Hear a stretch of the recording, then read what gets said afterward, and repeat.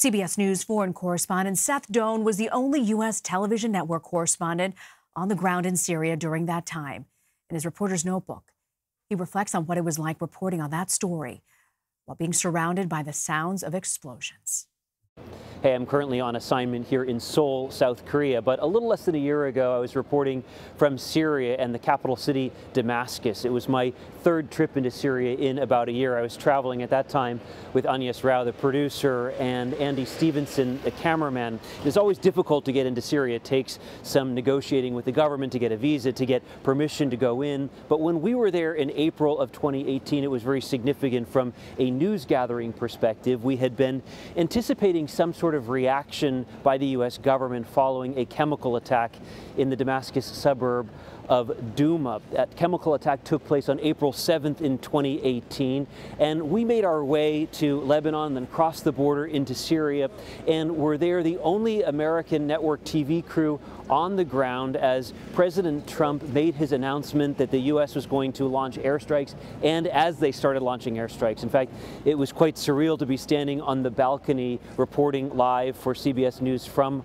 our hotel, as in one ear I was hearing President Trump making this justification for these airstrikes following this chemical attack, and in the other ear, all around us, I was hearing these bombs drop. The U.S. government was blaming Syrian President Bashar al-Assad and his forces for this chemical attack on a house in the Damascus suburb of Douma.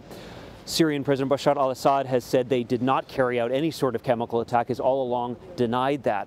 Following those airstrikes, the next morning we were able to make it to one of the sites the U.S. had targeted. It was still smoldering. The U.S. said it was a chemical weapons lab, a facility that produced these weapons.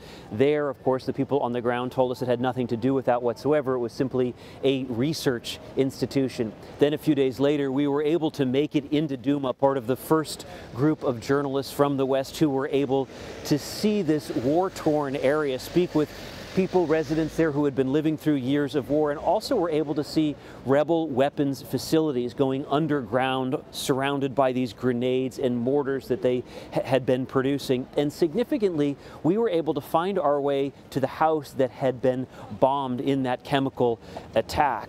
We spoke with people who told us that they had smelled chlorine during that attack, and we were taken through the house. We actually saw where a canister was laying in the ceiling, had appeared to puncture the whole of the ceiling. Recently, UN weapons inspectors filed their report. While they did not place blame and say who was behind the chemical attack, they said indeed chemicals had been used as a weapon. In particular, reactive chlorine was used in this case.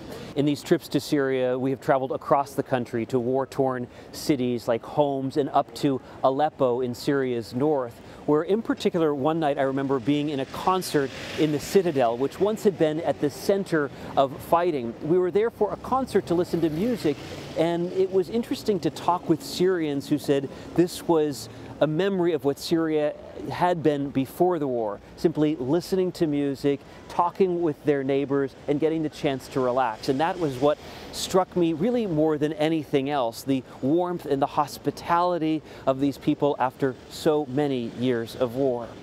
For CBSN, I'm Seth Doane in Seoul, South Korea.